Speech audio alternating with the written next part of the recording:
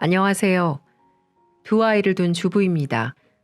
최근에 다양한 사연 들으면서 집안일 하는 게 낙이었는데 제가 이렇게 사연을 보내게 될 줄은 정말 꿈에도 몰랐네요. 제 사연을 들으신 분들은 세상에 저런 일도 있나 하신 분들도 분명 계시겠지만 이게 제 운명이라 받아들이고 살아가고 있습니다. 저는 홀어머니 밑에서 자랐습니다. 남동생 하나, 여동생 하나가 있고요. 저는 어릴 적부터 아빠의 부재로 인해 남들보다 조금 불우한 시절을 보냈어요. 아빠는 공사장에서 일하시던 분이었는데 제 초등학교 입학식 날 돌아가셨어요. 아침 일찍 일을 가시면서 꼭 퇴근하고 통닭 사오겠다고 약속하셨는데 돌아온 아빠는 생각지 못한 사고로 인해 싸늘하게 식어 있었습니다. 손에는 다 식은 통닭이 들어있는 봉지를 든 채로 말이죠. 그 이후 저희 엄마는 정말 잡초처럼 사셔야 했습니다. 저희 3명의 자식들을 홀로 키워야 했으니까요. 김밥을 말아서 지하철 앞에서 팔기도 하고 남의 식당에 가서 설거지를 하기도 하고 한겨울에 동산 걸려가며 건물 청소까지 하시면서 어렵게 저희 3남매를 키워내셨습니다. 엄마는 몸 상하는 줄도 모르고 그렇게 평생을 일만 하셨죠. 덕분에 저와 동생들은 엄마의 희생 덕분에 성인이 될 때까지 잘 커나갈 수 있었습니다. 하지만 엄마는 그동안 너무 고생을 하신 탓인지 본인 몸도 챙기지 못하시다가 몇 년 전에는 당뇨 판정을 받으셨어요. 자식이 셋이나 있는데 중증 당뇨가 되실 때까지 아무도 눈치채지 못했습니다. 자식들 앞에서 전혀 아픈 내색을 하지 않으셨기 때문이었죠. 그 사이에 엄마의 건강은 점점 더 악화됐고 급기야 다리를 절더니 발바닥에 변형까지 오기 시작했어요. 병원에서는 운동신경에 손상이 와서 그런 거라고 하는데 회복되기는 어렵다는 말을 듣고 얼마나 마음이 아팠는지 모릅니다. 그래서 그때부터 제가 장녀로서 엄마 옆에 딱 붙어서 보살펴드리면서 한동안 살았어요. 하지만 제가 한 남자를 만나 결혼을 하면서 그마저도 얼마 가지 못했습니다. 엄마는 자식들 낳아서 잘 사는 게 부모한테 효도하는 거라면서 망설이는 저를 응원해 주었습니다. 그런 응원 덕분에 무사히 한 가정을 꾸릴 수가 있었어요. 남편은 일반 회사를 다니는 직장인이었는데 연애할 때는 참 성실하고 착하고 듬직한 사람이었습니다. 저희 엄마에게도 장모님, 장모님 하면서 따뜻하게 불러주는 사람이었고 제 동생들에게도 잘 챙겨주는 100점짜리 사위이자 남편이었죠. 이런 남편을 둔 게 제게는 큰 복이라 생각을 했고 저도 아내로서 역할을 다하려고 노력을 했습니다. 하지만 이런 행복은 어느 날부터 무참히 깨지고 말았습니다. 7년이 흐른 후 그때는 제가 둘째까지 낳아서 키우고 있는 상태였는데 남편이 점점 변하기 시작했어요. 집에 들어오면 아이들하고 놀아주지도 않고 그냥 침대에 들어가 피곤하다며 잠을 자기 일쑤였고 집안일도 잘 도와준 사람이 집안일은 나 몰라라 하기 시작했죠. 그뿐만 아니라 한 번, 두 번 외박하는 게 점차 늘어나기 시작했고 말투도 점점 거칠게 변하기 시작했습니다. 당신 요즘 왜 그래? 무슨 일 있어? 왜 자꾸 요즘 안 하던 짓을 해? 그런 거 없어. 집구석만 들어오면 답답해서 그래. 그러니까 집에 있을 때는 나 건들지 마. 건들면 이 지긋지긋한 집구석 안 들어올 테니까. 뭐? 어떻게 당신 그렇게 말을 할 수가 있어? 남편은 그렇게 말하고는 저와의 대화조차도 하지 않으려고 하더군요. 왜 이러는지 알 수가 없어 답답했지만 얼마 후 남편이 왜 그러는지 알 수가 있었습니다. 그건 바로 남편이 주식을 하고 있다는 걸 알 수 있었어요. 주식을 해 돈을 따면 기분이 좋아 보였고 이른 날에는 안방에서 나와보지도 않더군요. 그 후로는 완전히 주식에 미쳐서 집은 나 몰라라 하기 시작했습니다. 낮엔 회사에서 국내 주식 차트를 보고 밤엔 집에서 해외 주식 차트를 볼 뿐 그 사람에게 저나 아이들은 없는 존재였습니다. 결혼 초만 하더라도 참 성실하고 착하던 사람이었는데 돈이라는 게 사람을 무섭게 바꿔놓더라고요. 애들한테 신경도 안 쓰고 자연스럽게 부부관계도 멀어졌습니다. 여기서 끝났다면 제가 이렇게 사연까지 보내진 않았을 겁니다. 남편은 운이 좋게도 어느 날부터 주식 투자로 성공을 맛보더니 점점 기고만장해져서 저는 물론 저희 친정을 무시하기 시작하더군요. 한 번은 엄마 생신 선물이라고 들고 왔던 게 아직도 기억에 선명합니다. 검은 비닐봉지에 담긴 시장표 속옷 한 벌, 그나마도 늦게 나타나 생신 축하 한마디 없이 무언가를 바닥에 툭 던지더군요. 생신 축하드려요. 거 쓰시는 것보다 훨씬 비싼 걸 테니까 아껴 쓰세요. 그리고는 엄마 집에서 홀랑 나가 집으로 가버렸죠. 엄마는 제 눈치를 살피며 오버스럽게 좋아하시더군요. 아유, 역시 우리 사위가 최고야. 질이 아주 좋네. 이거 봐. 엄마가 레이스 좋아하는 건 또 어떻게 알고 이렇게 레이스 달린 걸 사왔대. 진짜 비싼 건가 보다. 아껴 써야겠어. 웃는 얼굴로 눈치 보는 친정엄마를 보니 눈물이 쏟아질 것만 같아 더 이상 그 자리에 있을 수 없었어요. 그날 저는 만삭의 몸으로 엉엉 울면서 집까지 걸어갔습니다. 너무 자존심이 상하고 엄마한테 미안했거든요. 나 같은 건 버스를 탈 자격도 없다며 그렇게 3시간을 걸어 퉁퉁 부은 발로 집에 도착했을 때 남편은 거실에서 코를 골며 자고 있더군요. 당장 깨워서 한마디 하고 싶었지만 참았습니다. 그래, 실수겠지. 갑자기 큰돈 만지니까 자기도 모르게 바람이 들어서 그렇겠지. 곧 괜찮아지겠지.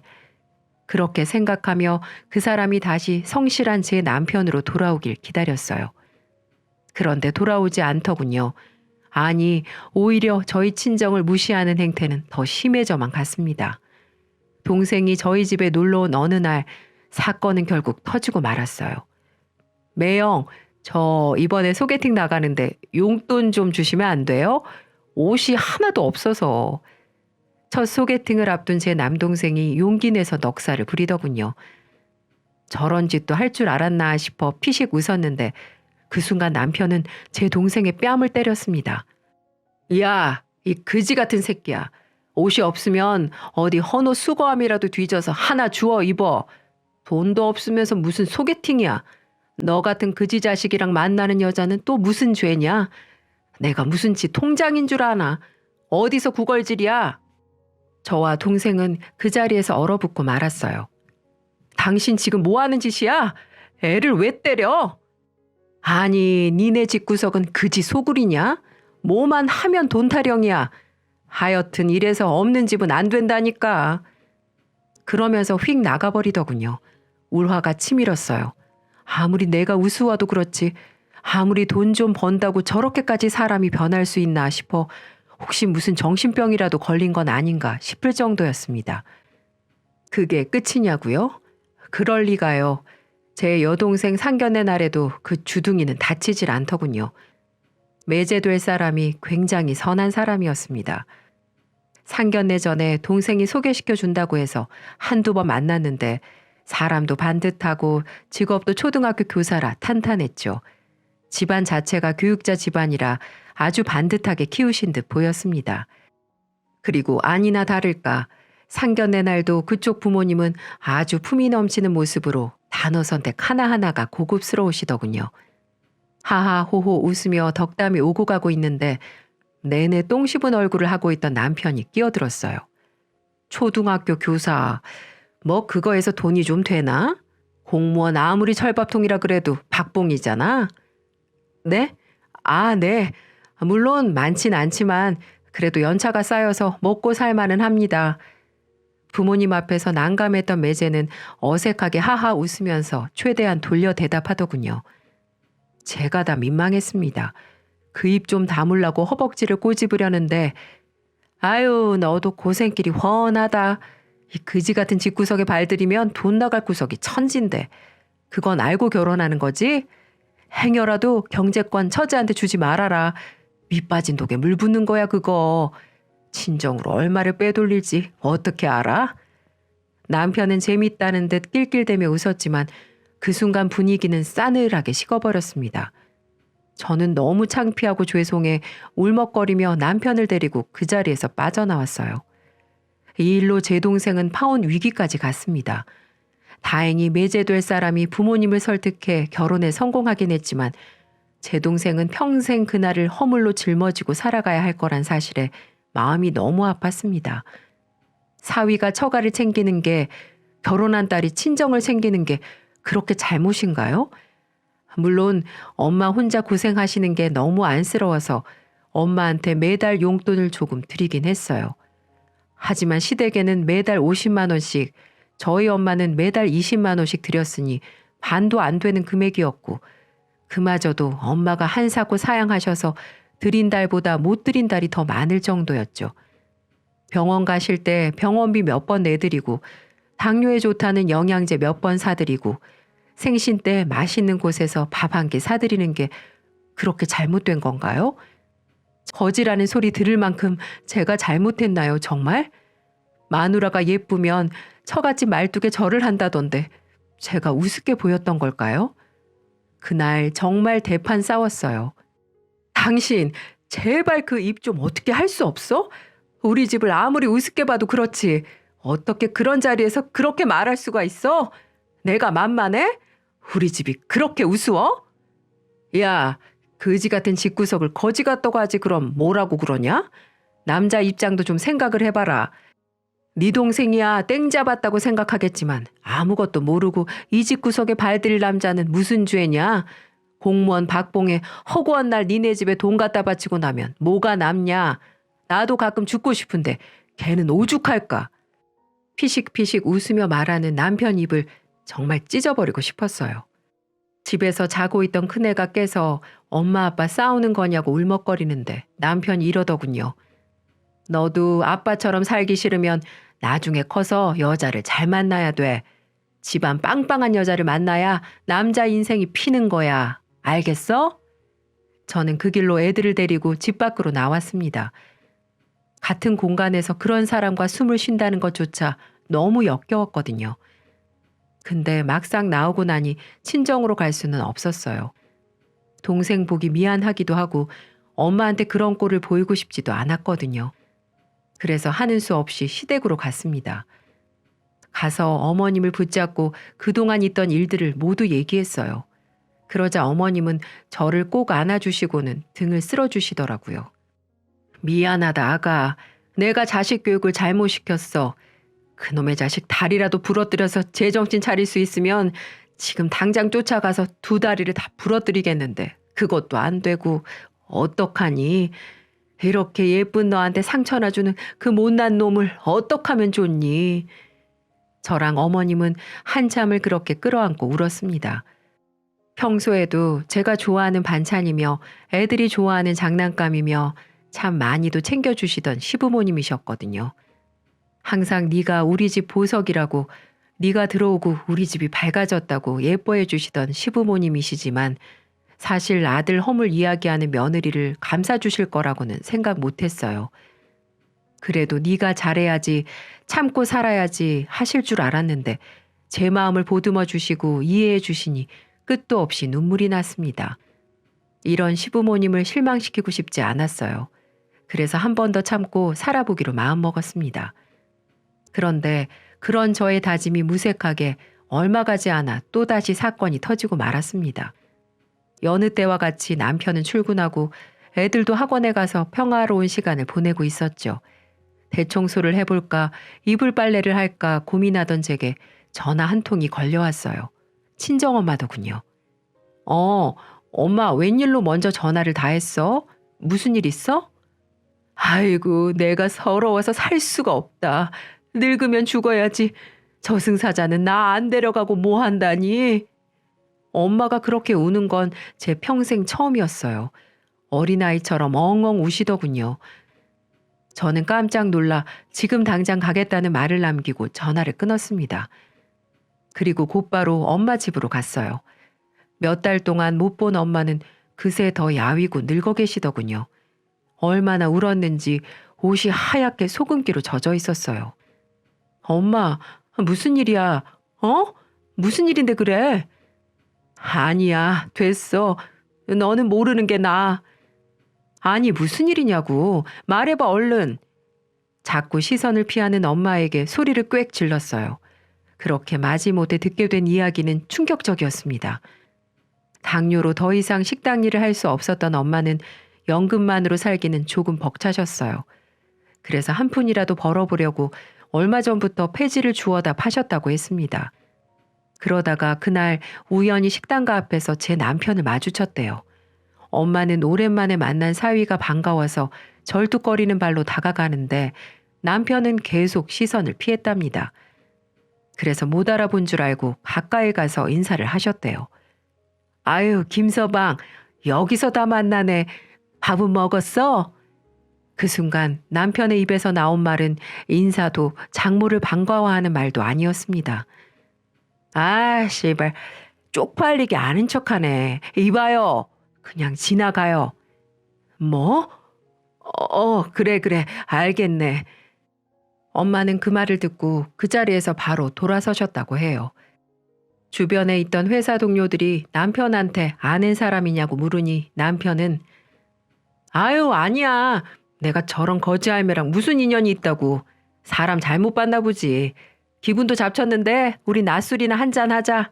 내가 살게. 라며 황급히 자리를 피했다더군요.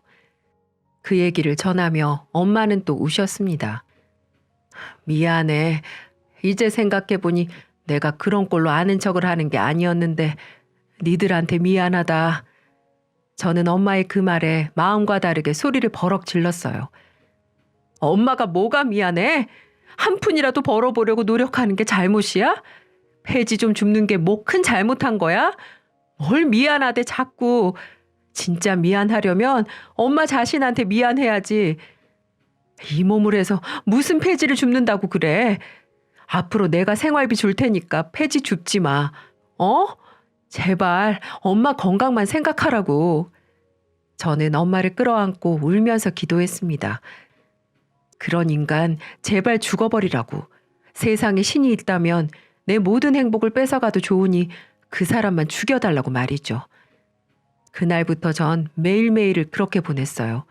아침이 되면 그 사람이 숨을 쉬고 있나 확인했고 숨 쉬며 잠든 모습을 보고는 베개로 얼굴을 눌러버릴까 목을 졸라버릴까 수없이 고민했죠. 종교는 없었지만 세상 모든 신들한테 빌었어요. 저 인간 좀 데려가라고. 저런 인간 제발 죽어버렸으면 좋겠다고. 아무리 후한무치라도 몸 불편한 장모한테, 그것도 늘 우리 사위가 최고라며 잘해줬던 장모한테 그럴 수 있었을까요? 아무리 생각해도 전 이해를 할 수가 없었어요.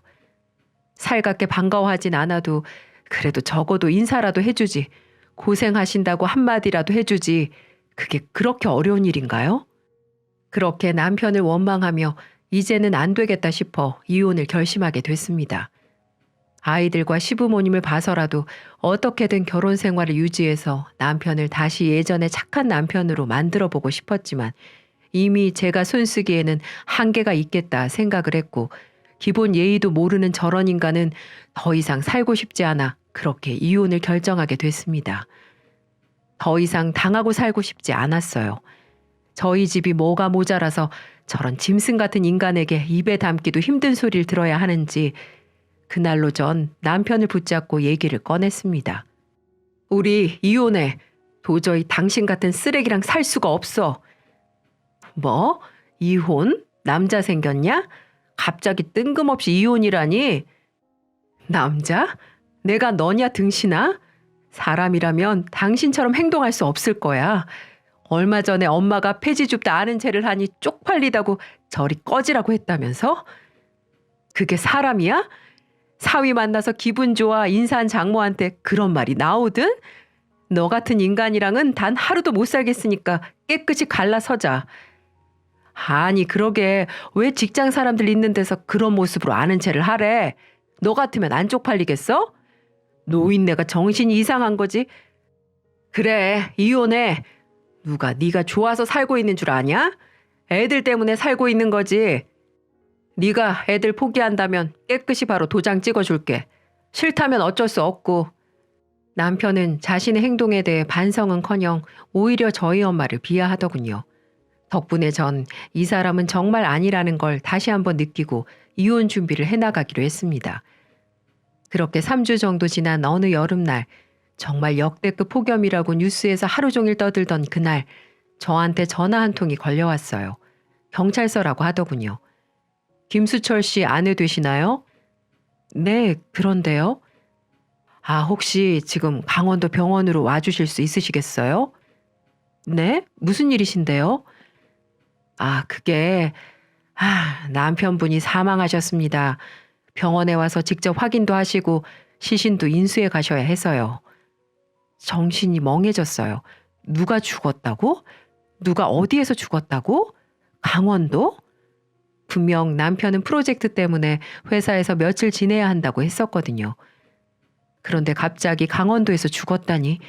일단 급한 대로 애들을 옆집에 맡겨놓고 강원도를 향했습니다. 그리고 영안실에 누워있는 싸늘한 그 사람의 얼굴을 확인하는 순간 헛웃음이 나오더군요. 경찰은 그런 제 표정을 봤는지 못 봤는지 침울한 얼굴을 하고는 상황을 설명해 줬습니다. 아, 많이 당황스럽고 슬프시겠지만 사건에 대해 이야기는 해드려야 할 것 같아서요. 같이 계신 다른 분들 이야기 들어보니 술 드시고 물놀이 하다가 익사하신 것으로 판단됩니다.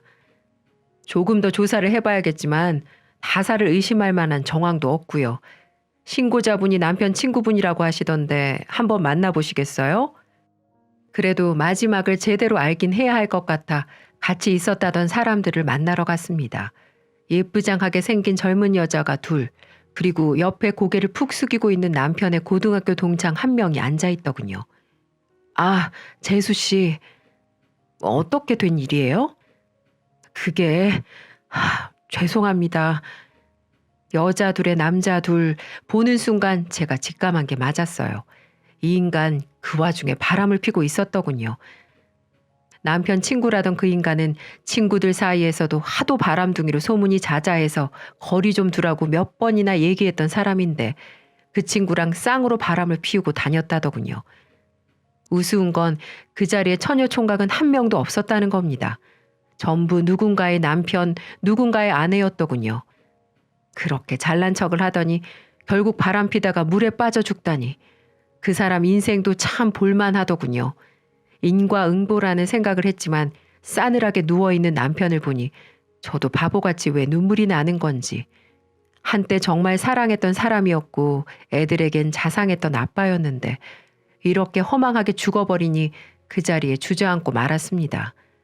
그리고 전 곧바로 이 안타까운 소식을 시부모님께 연락을 드렸습니다.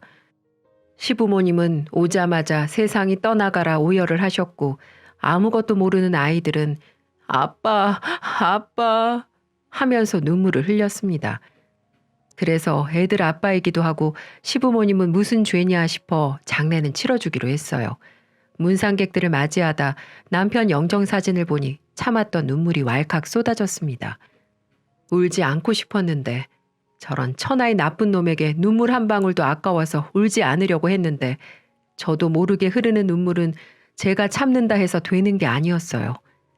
이 인간아, 그렇게 날 힘들게 하고 속을 썩히더니 결국 이런 꼴을 보이려고 그랬냐? 왜? 왜? 왜 그랬어? 어? 제 통곡하는 모습을 보고 제 아이들이 안아주었어요. 엄마, 왜 그래요? 울지 마요. 엄마, 우리가 있잖아요. 제발요. 언제 이렇게 커버렸을까요? 전 우리 아들의 위로를 받으며 정신을 차릴 수가 있었습니다. 그렇게 장례를 마치고 집에 돌아오니 남편의 빈자리가 더욱더 느껴지더군요.